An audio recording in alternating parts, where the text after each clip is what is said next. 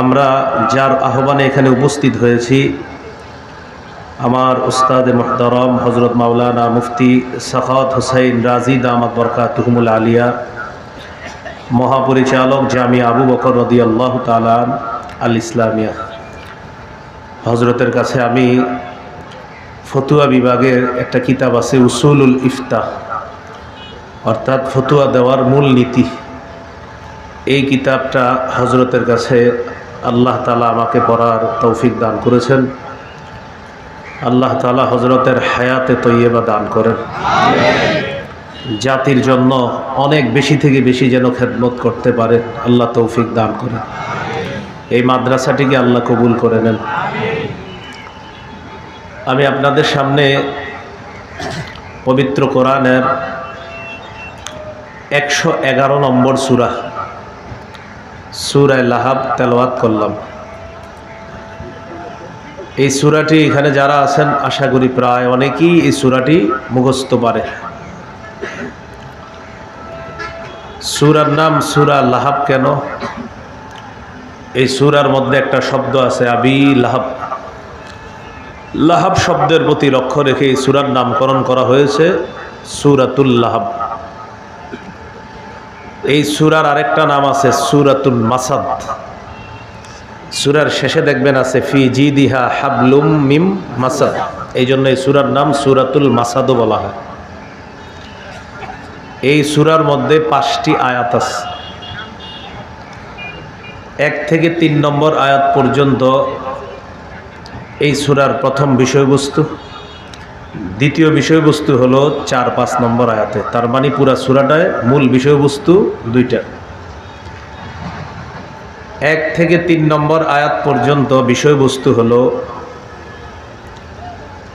রাসূলুল্লাহ সাল্লাল্লাহু আলাইহি সাল্লামের চাচা আবু লাহাব নবীজিকে অভিশাপ দিয়েছিল। আল্লাহ তাআলা তার ওই অভিশাপের জবাব দিয়েছেন 1 থেকে 3 নম্বর আয়াত পর্যন্ত। আবু লাহাবের স্ত্রী, তার কৃতকর্মের ফলাফল শাস্তি, এটা আল্লাহ আলোচনা করেছেন 4 এবং 5 নম্বর আয়াত। তাহলে 1 থেকে 3 নম্বর আয়াতে স্বামী আবু লাহাবের আলোচনা, আর 4-5 নম্বর আয়াতে আবু লাহাবের স্ত্রীর আলোচনা। এই সূরাটি সূরা ফাতিহার পরে মক্কায় অবতীর্ণ হয়েছে। সূরাতুল ফাতিহা, এই সূরাতুল ফাতিহার পরে অবতীর্ণ সূরা মক্কায়। কোন সূরা? সূরা লাহাব। এটা অনেকের অভিমত। এই সূরা নাজিলের প্রেক্ষাপট, কেন আল্লাহ এই সূরা নাজিল করলেন? সহিহ বুখারীর বর্ণনা 4770 নম্বর হাদিস। আল্লাহ তাআলা যখন সূরাতুশ শুআরার 214 নম্বর আয়াতে কারিমা নাজিল করলেন, ওই 214 নম্বর আয়াতে আল্লাহ বলেন ওয়ানদির আশীরাতাকাল আকরাবিন। নবী, আপনি আপনার নিকট আত্মীয় যারা আছে তাদেরকে ভয় দেখান, ভীতি প্রদর্শন করেন, জাহান্নামের ভয় দেখান। এই আয়াতের মাধ্যমে নবীজির প্রতি প্রকাশ্যে দাওয়াতের নির্দেশনা এসেছে আল্লাহর পক্ষ থেকে। এর আগে নবীজি গোপনে দাওয়াত দিয়েছেন। সাইদা রাসূলুল্লাহ সাল্লাল্লাহু আলাইহি ওয়াসাল্লাম আলা সাফা। রাসূলুল্লাহ সাল্লাল্লাহু আলাইহি সাল্লাম সাফা পাহাড়ের উপর উঠলেন। ফাজআলা ইউনাদি ইয়া বনি ফিহরিন ইয়া বনি আদি। পাহাড়ের উপর উঠে নবীজি বিভিন্ন গোত্রকে ডাকতে শুরু করলেন। হে বনি ফিহর, হে বনি আদি, লিবুতনি মিন কুরাইশ। কুরাইশের বিভিন্ন এলাকার নাম ধরে ধরে নবীজি ডাক দিলেন। ফাজা আবু লাহাবিন ওয়া কুরাইশ। নবীর আহ্বানে আবু লাহাব উপস্থিত হলো, কুরাইশরাও উপস্থিত হলো। فجعل الرجل إذا لم يستطيع أن يخرج أرسل رسولا لينظر ما هو। যেই ব্যক্তি নিজে আসতে পারলো না নবীর আহ্বানে, ওই ব্যক্তি আরেকজনকে পাঠায় দিছে, যাও তো মোহাম্মদ কি বলে একটু দেখে আসো। ডাকার পরে প্রায় সবাই আসতে লাগলো, তো যে ব্যক্তি আসতে পারবে না সে আরেকজনকে পাঠায় দিছে, যাও তো মুহাম্মদ সাল্লাল্লাহু আলাইহি সাল্লাম দেখো তো কি বলে একটু দেখে আসো। দলে দলে মানুষ পাহাড়ের সামনে উপস্থিত, সাফা পাহাড়।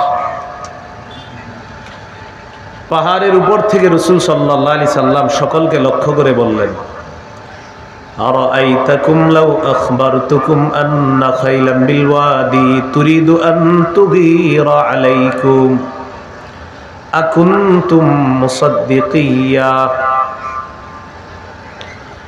আমি যদি তোমাদেরকে বলি এই পাহাড়ের পিছনে একদল শত্রু সেনা অপেক্ষা করতেছে যারা তোমাদের উপর অতর্কিত হামলা চালাবে, তোমরা কি আমার কথা বিশ্বাস করবা? সবাই এক বাক্যে জবাব দিল, ক্বালু না'আম মা জাররাবনা আলাইকা ইল্লা সিদকা। সবাই এক বাক্যে জবাব দিল, অবশ্যই তোমার কথা বিশ্বাস করব, আমরা যাচাই বাছাই করে দেখেছি তুমি জীবনে সত্য ছাড়া কখনো মিথ্যা কথা বলো না, তোমার জীবনে যা বলো তুমি সত্যই বলো, আজকেও তুমি সত্যই বলবা, মিথ্যা কথা তোমার দ্বারা আশাই করা যায় না। কাফেররা বলল। তখন রাসূলুল্লাহ সাল্লাল্লাহু আলাইহি সাল্লাম বললেন, তাহলে শোনো, ফাইন্নী নাযীরুল লাকুম বাইনা ইয়াদাই আযাবিন শাদীদ।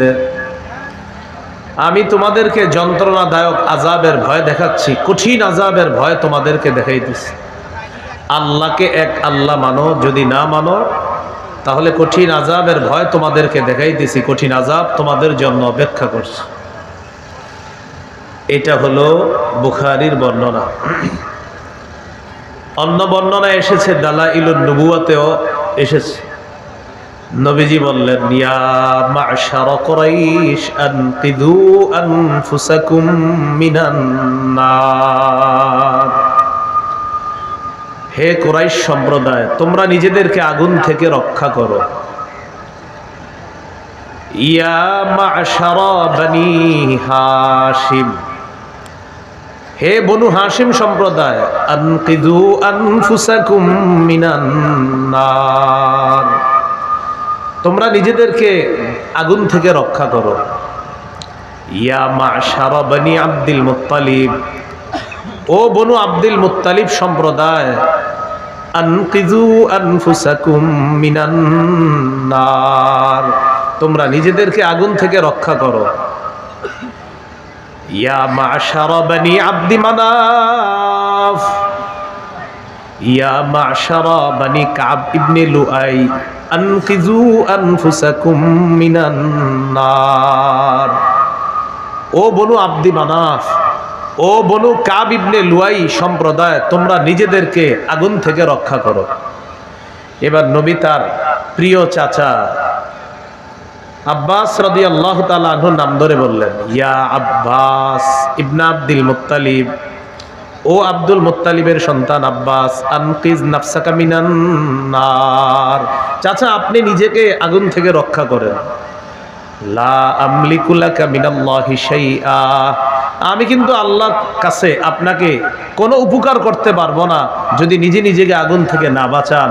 আল্লাহর উপরে ঈমান যদি না আনেন আমি কোনো উপকারে আসবো না। চাচাকে বললেন। এবার নিজের মেয়ে ফাতেমাকে বললেন, ইয়া ফাতিমা বিনতা মুহাম্মাদিন সাল্লাল্লাহু আলাইহি ওয়াসাল্লাম, ও মুহাম্মদের সন্তান ফাতেমা, আনকিজি নাফসাকি মিনান নার, ফাতেমা তোমার বাবা মুহাম্মদ ঠিক আছে, তুমি আমার সন্তান ফাতেমা, নিজেকে আগুন থেকে বাঁচাও। লা আমলিকু লাকি মিনাল্লাহি শাইআ, আমি কিন্তু কোনো কাজে আসবো না তোমার, যদি তুমি নিজেকে সংশোধন করে না যাও আমি কিন্তু কাজে আসবো। নবীজি সতর্ক বার্তা দিয়ে দিলেন নিকট আত্মীয়দেরকে। আবু লাহাব দাঁড়ায় গেছে, মেজাজ খারাপ হয়ে গেছে। فقال أبو لهب تبا لك سائر اليوم ألهذا جماعتنا। আবু লাহাব দাঁড়িয়ে বলল, মুহাম্মদ তোমার পুরাটা দিন ধ্বংস হোক, তুমি কি এই কারণে আমাদেরকে একত্রিত করেছো? বলি নাউজুবিল্লাহ। এই যে বলছে তোমার পুরাটা দিন ধ্বংস হোক, তাব্বান লাকা, আল্লাহ ঠিক তার ভাষায় কোরআনের সূরা নাজিল করে দিলেন। আমার নবী ধ্বংস হবে না। তাব্বাত ইয়াদা আবি লাহাবি ওয়া তাব। আল্লাহ তাআলা জানায় দিলেন আবু লাহাবের 2 হাত ধ্বংস, সে নিজেও ধ্বংস, ডাবল ধ্বংস। হ্যাঁ, আমার নবীকে সে বলছে তাব্বা, আল্লাহ তার ভাষায় বলে দিলেন তাব্বাত ইয়াদা আবি লাহাব, আবু লাহাবের 2 হাত ধ্বংস। হাত দ্বারা উদ্দেশ্য ব্যক্তি আবু লাহাব। আরবরা অঙ্গ দ্বারা পুরা মানুষটাকে উদ্দেশ্য নিত, এই জন্য আল্লাহ তাআলা প্রথমে অঙ্গের কথা বলে বললেন তাব্বা, তুই নিজেও ধ্বংস, তোর 2 হাত ধ্বংস, তুইও ধ্বংস। তো আল্লাহ তাআলা আয়াত নাজিল করে দিলেন, সূরা নাজিল করে দিলেন তাব্বাত ইয়াদা আবি লাহাবি ওয়া তাব। তাব্বাত এটার অর্থ হলো খবা, খাসিরা, হালাকা, ধ্বংস হওয়া। মূল হলো তাবাব। আল্লাহ পবিত্র কোরআনে বলেছেন ওয়া মা কাইদু ফিরআউনা ইল্লা ফি তাবাব। ফিরআউনের চক্রান্ত ধ্বংস, নস্যাৎ। তো তাবাব অর্থ ধ্বংস। এই তাব্বাত মানে ধ্বংস হোক আবু লাহাবের 2 হাত, ওয়াতাব, সে নিজেও ধ্বংস হোক। আবু লাহাবের পরিচয়, আবু লাহাব হলো আব্দুল মুত্তালিবের 10 পুত্রের এক পুত্র। নবীজির দাদা আব্দুল মুত্তালিব, তার 10 জন পুত্র, এই 10 জন পুত্রের একজন পুত্রের নাম হলো আবু লাহাব। লাহাব মানে হলো লেলিহান, লালিমা যুক্ত, অগ্নি বর্ণ। আবু লাহাব দেখতে ছিল সুন্দর, লাল টকটক, এই জন্য তার নাম আবু লাহাব। অগ্নিস্ফুলিঙ্গের বাবা। তার মূল নাম হলো আব্দুল উজ্জা। আবু লাহাবের মূল নাম কি? আব্দুল উজ্জা, মানে উজ্জা দেবীর গোলাম। আল্লাহ তাআলা তার মূল নাম না বলে কেন আবু লাহাব বললেন, খুব মন দিয়ে বুঝবেন। তার মূল নামের মধ্যে শিরিক আছে। বলেন, মূল নামে কি আছে? এই জন্য শিরিক তাওহীদের বিপরীতে, তাই আল্লাহ ওই শিরকি নামটা এখানে না বলে আল্লাহ আবু লাহাব বলেছে। কারণ আব্দুল উজ্জা এটা হলো তাওহীদের বিপরীত বাক্য, এই জন্য আল্লাহ ওই তাওহীদের বিপরীত বাক্যটা কোরআনে না বলে তার লকব আবু লাহাব, অগ্নিস্ফুলিঙ্গের পিতা, এটা আল্লাহ বলেছে। নবীজির চাচাদেরকে আমরা 3 ভাগে ভাগ করতে পারি, শিখে নিব সবাই। কয় ভাগে? 1 নাম্বার, নবীর চাচাদের মধ্যে কিছু চাচা এমন যারা নবীরে বিশ্বাস করেছে, নবীর পক্ষ হয়ে লড়াই করেছে এবং ঈমানের উপর তাদের মৃত্যু হয়েছে, যেমন হযরত হামজা, হযরত আব্বাস রাদিয়াল্লাহু আনহুমা।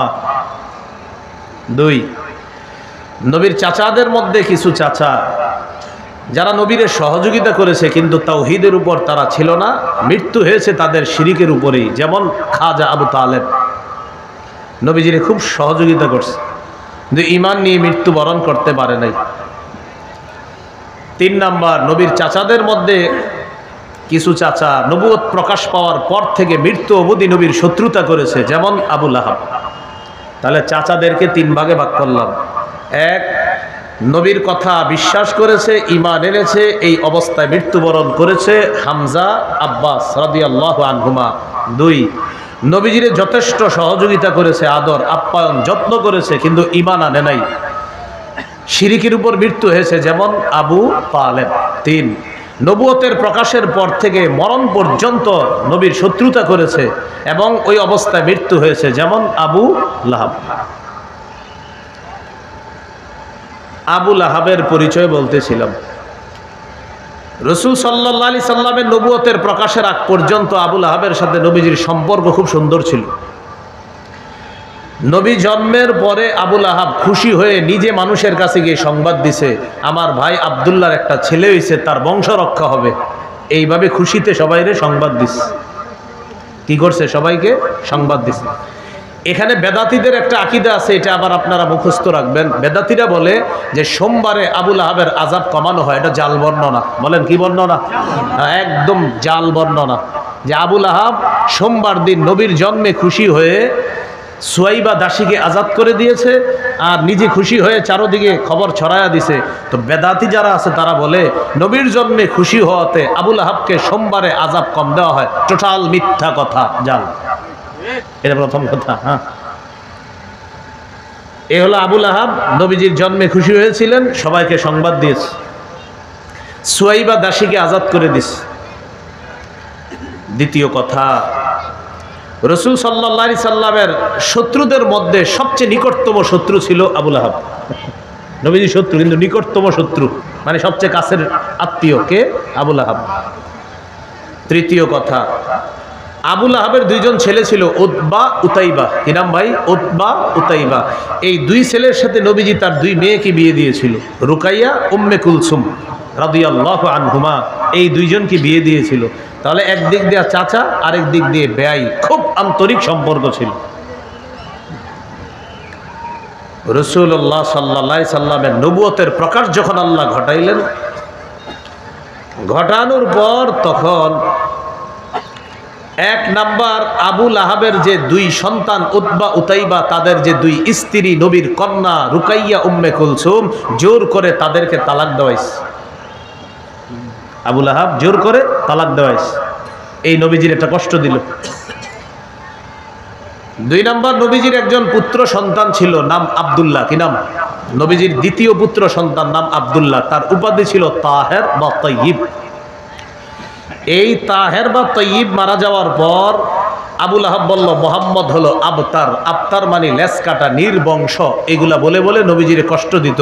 আল্লাহ বলে দিলেন ইন্না শানি আকা হুয়াল আবতার, আপনার শত্রু যে আপনারে নির্বংশ বলে, সেই নির্বংশ। ওরে মানুষ ভালোভাবে স্মরণ করবে না, আমি আল্লাহ সারা দুনিয়াতে আপনাকে স্মরণের ব্যবস্থা করি। এটা নবীজিরে বলছিল আবতারকে, আবুল আহাব। ওই যে সূরা কাউসার, ইন্না শানি আকা হুয়াল আবতার, যে আপনারা যে আবতার বলে, ওই আবতার, ওই নির্বংশ। তিন নাম্বার, মানে নবুয়ত প্রকাশের পরের ঘটনা এগুলা। একটা বাজার আছে নাম জুল মাজাজ, বলতে পারবেন নি নাম? জুল মাজাজ। কি নাম বাজারটা? এই জুল মাজাজ বাজারে রাসূল সাল্লাল্লাহু আলাইহি সাল্লাম উম্মতকে দাওয়াত দিতেছে। কুলু লা ইলাহা ইল্লাল্লাহ তুফলিহু, তোমরা বলো আল্লাহ ছাড়া কোনো ইলাহ নাই, তোমরা সফলকাম হয়ে যাবা। আবুল আহাব পিছনে পিছনে আইসা সবাইরে ডাক দিয়ে বলতেছে, ইয়া আইয়ুহান নাস লা তুতিউহু, ও মানুষ তোমরা তার অনুসরণ করবা না। এগুলা বলতে বলতে পিছন থেকে আইসা নবীজিরে পাথর মারছে। পাথরের আঘাতে নবীর পা থেকে রক্ত ঝরছে। আবুল আহাব। 4 নাম্বার ঘটনা, এটা নবুয়ত প্রকাশের পরের। হজের মৌসুমে নিরাপদ সফর, নবীজি চুপে চুপে হাজিদের তাবুতে যাইতেন, যায়া তাওহীদের দাওয়াত দিতেন। আবুল আহাব পিছনে পিছনে যাইতো, যাওয়ার পর হাজিদেরকে বলতো, ইয়া আইয়ুহান নাস লা তুতিউহু ফাইন্নাহু সাবিউন কাযযাব। নাউযুবিল্লাহ। পড়ুন, ও লোক সকল, তোমরা হজ করতে আসছো, এই লোকটার কথায় তোমরা কান দিবা না। সে হলো ধর্মত্যাগী, মিথ্যাবাদী, তার কথায় তোমরা কান দিবা না। নাউযুবিল্লাহ। নবীজিরে বলল সে ধর্মত্যাগী, সে মিথ্যাবাদী, তার কথায় কান দিবা না, তোমরা তার অনুসরণ করবা না। এগুলা হাজিদেরকে আবুল আহাব বুঝাইত। এগুলা সব নবুয়ত প্রকাশের পরের অবস্থা। এখান থেকে কি শিখলাম? নবুয়ত প্রকাশের আগে সম্পর্ক অত্যন্ত ভালো, প্রকাশের পরে সম্পর্ক হয়ে গেল খারাপ। এখন মনে করেন কোন আলেম আপনার সাথে ভালো সম্পর্ক ছিল, মাশাআল্লাহ, সব ঠিক আছে। হঠাৎ একদিন উনি সুদের ওয়াজ করলো মসজিদের মধ্যে, আর আপনি সুদ খান। কি খান? এখন আপনি রাগ করলেন, এটা কোনো কথা? আপনি 6 বছর ধরে সুদের ওয়াজ করেন না, আজকে করলেন। এই যে সুদের ওয়াজটা শোনার পরে হুজুরের সাথে আপনার শত্রুতা শুরু হয়ে গেল। তাহলে সুদের ওয়াজের আগ পর্যন্ত হুজুর ভালো ছিল, ওয়াজের পরে হুজুর হয়ে গেল খারাপ। স্বভাবটা আবুল আহাবের। কার? আবুল আহাবের স্বভাব। হুজুর জেহাদের আলোচনা করছে একদিন, 10 বছরে জেহাদের আলোচনা করে না, একদিন জেহাদের আলোচনা করছে। তখন কয় এতদিন তো ঠিক ছিল, হঠাৎ আবার আপনি কি শুরু করলেন এরকম জিহাদ আলোচনা? তো জিহাদের আলোচনার আগ পর্যন্ত হুজুরের সাথে আপনার সম্পর্ক ভালো ছিল, আন্তরিকপূর্ণ সম্পর্ক ছিল, আন্তরিকতাপূর্ণ সম্পর্ক। জিহাদের আলোচনা করার পর হুজুরের উপরে পারেন না পারেন একটা জঙ্গিবাদের ট্যাগ লাগাইয়া দিলেন, স্বভাবটা আবুল আহাবের। কাজটা ঠিক করেননি। তাহলে আশা করি কথাটা বুঝতে পারছেন। তাহলে আবুল আহাব নবীজির সাথে নবীর নবুয়ত প্রকাশের আগের সম্পর্ক ছিল একটা, নবুয়ত প্রকাশ পাওয়ার পরের সম্পর্ক আরেকটা। এই জাতীয় স্বভাবের মানুষ আমাদের মাঝেও দেখা যায়। তো এই স্বভাবের মুসলমান যারা হবে এরা হবে মুসলিম রূপী মুনাফিক মার্কা শয়তান। আল্লাহ তাদের থেকে আমাদেরকে হেফাজত করেন। এই গেল তাব্বাত ইয়াদা আবি লাহাব ওয়া তাব, সে নিজেও ধ্বংস। পরের আয়াতে আমরা যাই, মা আগনা আনহু মালুহু ওয়া মা কাসাব। মা আগনা আনহু মালুহু ওয়া মা কাসাব, তার ধন সম্পদ তার কোনো কাজে আসে নাই, উপকারে আসে নাই। বদর যুদ্ধে কাফেররা শোচনীয়ভাবে পরাজয় বরণ করার 7 দিন পর আবু লাহাবের গলার মধ্যে গুটি বসন্ত রোগ হয়। গুটি বসন্ত, এটাকে আদাসাও বলা হয়। হ্যাঁ, আদাসা। এই রোগটা অনেকটা প্লেগ রোগের মতো, আবার এটাকে গুটি বসন্ত বলে। গলার মধ্যে শুরু হলো বদর যুদ্ধের কয়দিন পর? 7 দিন। বদরে কাফেররা শোচনীয় পরাজয় বরণ করছে। এই ঘটনা শোনার 7 দিন পর আবু লাহাবের গলায় গুটি বসন্ত রোগ হয়। এই রোগ হওয়ার পর কিছুদিন পর আবু লাহাব মারা গেছে। খুব মন দিয়ে বুঝেন এই জায়গাটা। মারা যাওয়ার পর আরবরা এই রোগটারে খুব ভয় পেত। তারা এটাকে মনে করতো এটা ছোঁয়াছে রোগ, এই রোগ আমার গায়েও আসতে পারে। আবু লাহাবের সন্তানরা আবু লাহাবকে ছেড়ে পালিয়ে গেল, যেটা করোনা ভাইরাসের সময় আমরা দেখেছি। কোটিপতি বাবাকে হুজুরদের সামনে রেখে সন্তান পালায় গেছে। কোটিপতি বাবারে রেখে হুজুরের ফোন দিয়ে বলতো, আপনি বললে মরেন, বাস যাওয়ার হবে, পরে যাওয়ার হবে। কারণ আপনাকে তো এত দাম টাম নাই, এমনি আপনি করে বিয়ার সময় কাজে লাগে। আরে আমি বাপ মরছে, এখন করোনায় একটু কাজে লাগতে হবে, আপনার জানাজাটাও আপনাদেরকে কাজে লাগে। তো সব আপনারা এমনি না পারলে বলে দিব আপনারা জঙ্গি, এমনি এখন কাজ করেন। করোনার সময় সন্তান বাপ রেখে পালাইছে। এই যে দেখেন আবু লাহাবের ছেলেরা বাবার লাশ রাইখা দূরে চলে গেছে। 3 দিন পর্যন্ত লাশ কেউ ধরে না, পচা গন্ধ ছুটার পর এরপর সন্তানরা আসছে। একজনের সহায়তায় এই লাশ নিয়ে গেছে মক্কার একটা উঁচু ভূমিতে। সেখানে নিয়ে যাওয়ার পর গর্ত করছে, গর্ত করে তাও হাত দিয়ে গর্তের মধ্যে ফালায় নাই, লাঠি দিয়ে ধাক্কায়া লাশটা কবরের মধ্যে ফালায়া দিছে। জালেমদের পরিণতি এমনই হয়। এই হলো আবু লাহাবের মৃত্যুর করুণ পরিণতি। তো এই জন্য আল্লাহ বললেন, মা আগনা আনহু মালুহু ওয়া মা কাসাব। আবু লাহাব যা কামাই করছে, আবু লাহাবের ধন সম্পদ তার কোনো কাজে আসলো না। মরার পর তার সম্পদ, তার সন্তান তার কোনো কাজে আসে নাই। আল্লাহ তাআলা বলেন, সায়াসলা নারান যাতা লাহাব, সে চিরেই প্রবেশ করবে এমন আগুনে, যাতা লাহাব, অগ্নিস্ফুলিঙ্গ লেলিহান অগ্নিশিখা যুক্ত আগুনে সে প্রবেশ করবে। ও চিরেই সে প্রবেশ করবে আগুনে। যে আগুন লেলিহান অগ্নিশিখা যুক্ত আগুন, এই আগুনে সে প্রবেশ করবে। এটা হলো 1 থেকে 3 নম্বর আয়াত। এই আয়াতে আল্লাহ তাআলা আবু লাহাব আমাদের নবীর অভিশাপ দিয়েছিলেন, এই অভিশাপের জবাব আল্লাহ দিয়েছে। 4-5 নম্বর আয়াতে আল্লাহ বলেন, ওয়ামরাআতুহু হাম্মালাতাল হাতাব, তার স্ত্রীও আগুনে প্রবেশ করবে। হাম্মালাতাল হাতাব, ইন্ধন বহনকারী স্ত্রী। ইন্ধন বহনকারী স্ত্রী কি বহনকারী? বলেন জ্বালানি। জ্বালানি বহনকারী আবু লাহাবের স্ত্রীও আগুনে প্রবেশ করবে। আবু লাহাবের স্ত্রীর নাম আওরা বা আরওয়া। কি বললাম? আওরা অথবা আরওয়া, তার স্ত্রীর নাম আওরা অথবা আরওয়া বিনতে হারব। আর তার একটা নাম ছিল উম্মে জামিল। তাহলে আওরা বিনতে হারব অথবা আরওয়া বিনতে হারব উম্মে জামিল আবু সুফিয়ানের বোন ছিল।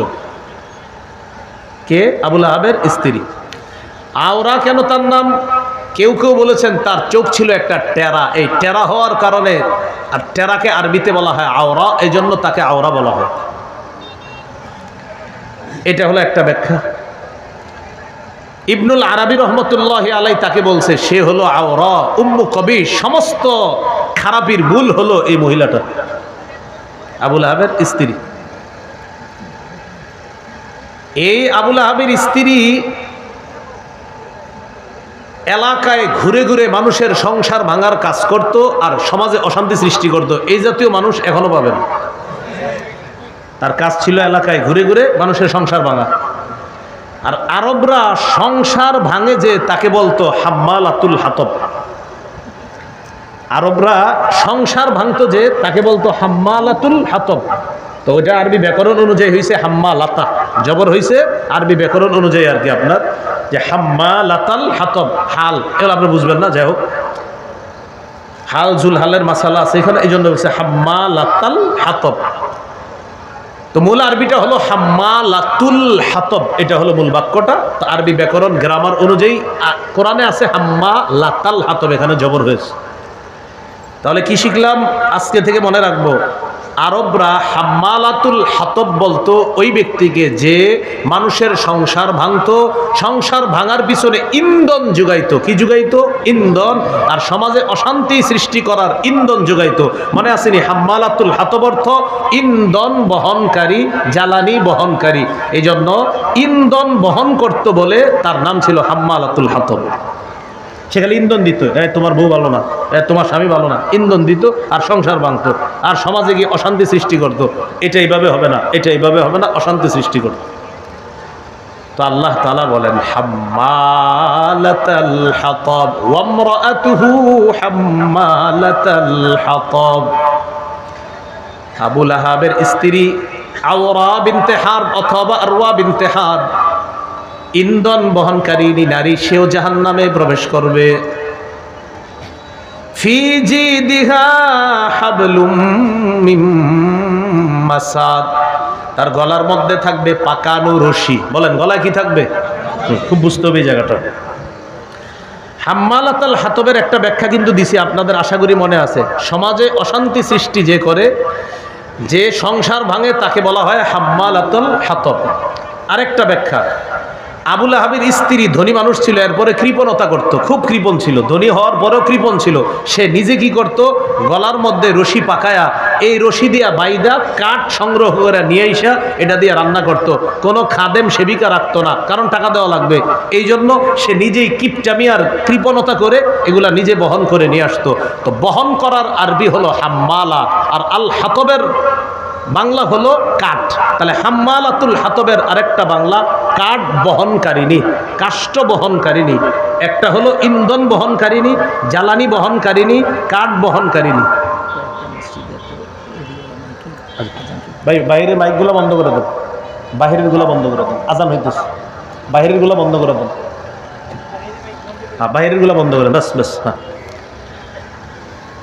তো একদম কাছে, একটু দূরে আছে, এখানে আজান হবে কিন্তু।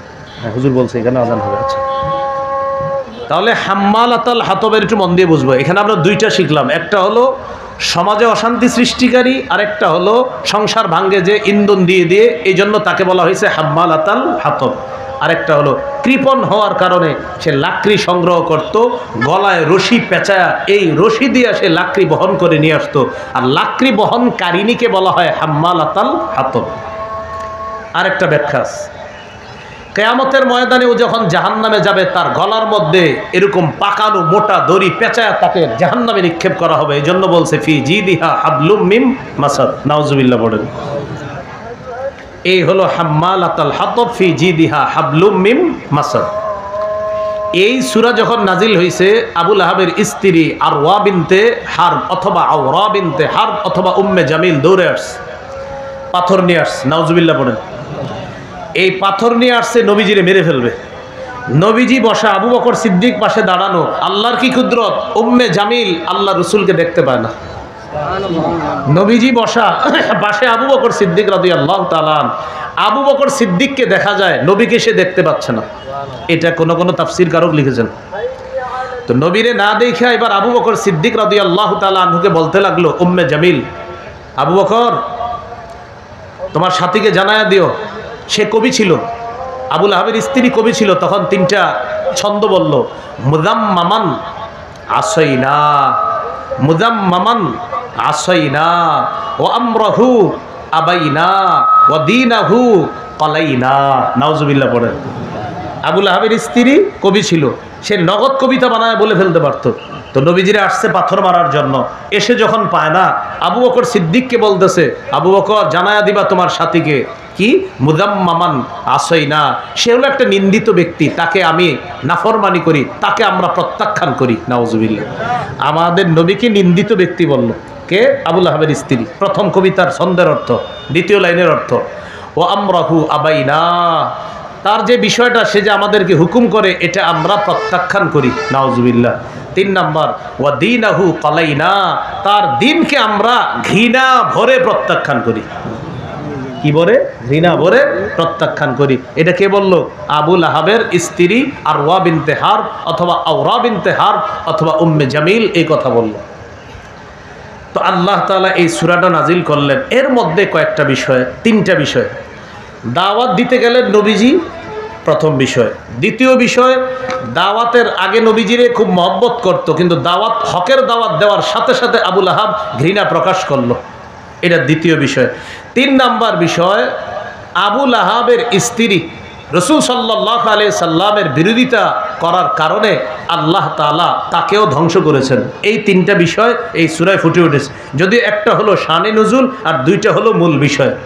এখান থেকে আমাদের শিক্ষা হলো, আমরা যখন দাওয়াতের কাজ করব, কিছু মানুষ থাকবে যারা আপনারে আমাকে মুখের উপরে অপমান করতে পারে, মিথ্যাবাদী বলতে পারে, এরকম মাইক ছিঁড়ে দিতে পারে, এরকম বলতে পারে, বয়ান অন্যটা করতে পারেন না, এটা করবেন না। এই ঘটনা কিন্তু দেখা যাইতেছে।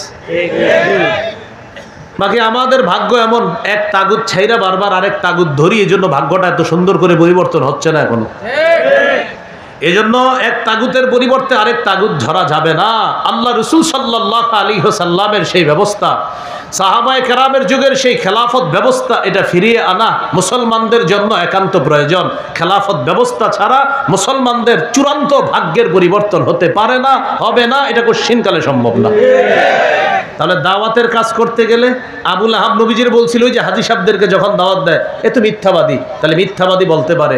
সূরা আনআমের 34 নম্বর আয়াতে আল্লাহ সান্ত্বনা দিয়েছিলেন, ওয়ালাকাদ কুযযিবাত রুসুলুম মিন ক্বাবলিকা ফাসাবারু আলা মা কুযযিবু ওয়া উযু হাত্তা আতাহুম নাসরুনা। নবী, আপনার পূর্বের রাসূলদেরকেও মিথ্যাবাদী বলা হয়েছে, কষ্ট দেওয়া হয়েছে, তারা ধৈর্য ধারণ করেছে। এখান থেকে শিক্ষণীয়, দাওয়াতের কথা বললে, এই ওয়াজ মাহফিল করলে মানুষ কটু কথা বলতে পারে, এটা সহ্য করতে হবে। এটা কি করতে হবে ভাই? সহ্য করতে হবে। রাসূল সাল্লাল্লাহু আলাইহি সাল্লাম সহ্য করেছেন। 2 নাম্বার, হকের বিরোধিতা যারা করবে, আজ হোক কাল হোক, তাদের ধ্বংস হবে। তাদের কি হবে ভাই? ধ্বংস হবে। এই জন্য হকের বিরোধিতা করার কোনো সুযোগ নাই। 3 নাম্বার, হকের বিরোধিতাকারীদেরকে যারা সাপোর্ট করবে তারাও ধ্বংস হবে। আবার বলছি, 1, হকের দাওয়াত দিলে বাধা আসবে। 2, যে বিরোধিতা করবে তার ধ্বংস হবে। আবু লাহাব ধ্বংস হয়েছে। 3, ওই বিরোধিতাকারীকে যে সমর্থন করবে সেও ধ্বংস হবে। আবু লাহাবের বিবি তাকে সমর্থন করেছিল, তাই সেও ধ্বংস। আল্লাহ তাআলা আমাদের সকলকে সূরা লাহাব থেকে যে মৌলিক 3টা জিনিস শিখলাম, 1 নাম্বারটা কিন্তু সূরার মূল বিষয় না, আগে বলছি। 1 নাম্বারটা হলো শানে নুজুল, এই সূরা আল্লাহ কেন নাজিল করছেন। আর সূরার মূল বিষয় হলো 2 এবং 3, মূল বিষয় 2টা। একটা হলো 1 থেকে 3 নম্বর আয়াত পর্যন্ত হক প্রত্যাখ্যান করে নবীরে অভিশাপ দিয়েছে, আল্লাহ অভিশাপের জবাব দিয়েছেন। 4-5 নম্বর আয়াতে আবু লাহাবের স্ত্রী আবু লাহাবকে সমর্থন দিয়ে আল্লাহ নবীর বিরোধিতা করে বিভিন্ন গালিগালাজ করে কবিতা রচনা করেছিল, আল্লাহ তাআলা তাকেও ধ্বংস করে ছেড়েছেন। তাহলে 1 নাম্বার, দাওয়াত দিতে হবে। 2 নাম্বার, বাধা আসবে, সহ্য করতে হবে, আর যারা দিবে তারা ধ্বংস হবে। 3 নাম্বার, দাওয়াতের বাধা যারা দিবে তাদের সমর্থন যে করবে সেও ধ্বংস হবে। আল্লাহ তাআলা আমাদের সকলকে সূরা লাহাবের এই শিক্ষাটা যেন আমরা নিয়ে আমাদের মধ্যে আমরা আনতে পারি, নিজেরা দাওয়াতের কাজ করতে পারি। আমাদের অনুকূলে হোক প্রতিকূলে হোক, সর্ব অবস্থায় যেন হকের কাজ আমরা করতে পারি। আল্লাহ তাআলা তৌফিক দান করেন। সর্বোপরি আপনাদের এলাকাবাসী যারা আছেন, আপনাদের কাছে উস্তাজে মুহতারামের জন্য দোয়া চাই, এই মাদ্রাসাটার জন্য দোয়া চাই। মাদ্রাসার চারপাশে যে এই খাম্বাগুলা খুঁটিগুলা গাড়া হয়েছে, এই খুঁটিগুলা যেন অচিরে দেখি যে এখানে আপনার ভবন নির্মাণ হয়ে গিয়েছে। এই জন্য সর্বপ্রথম সবাই আমরা আল্লাহর কাছে দোয়া করব, এরপরে হলে এলাকাবাসী যারা আছি আমরা সবাই হজরতকে সহযোগিতা করব। সহযোগিতার অর্থই না টাকা পয়সা দিতে হবে, অনেক এমন না, হ্যাঁ পয়সাও দিবেন, দোয়াও করবেন, এবং কোনো ধরনের বাধা আসলে এটার মোকাবেলা করবেন ইনশাআল্লাহ। আল্লাহ তাআলা তৌফিক দান করেন। সুবহানাল্লাহি ওয়া বিহামদিহি, সুবহানাকাল্লাহুম্মা ওয়া বিহামদিকা আশহাদু আল্লা ইলাহা ইল্লা আনতা আস্তাগফিরুকা ওয়া আতুবু। আজকে দাওয়াতের আলোচনা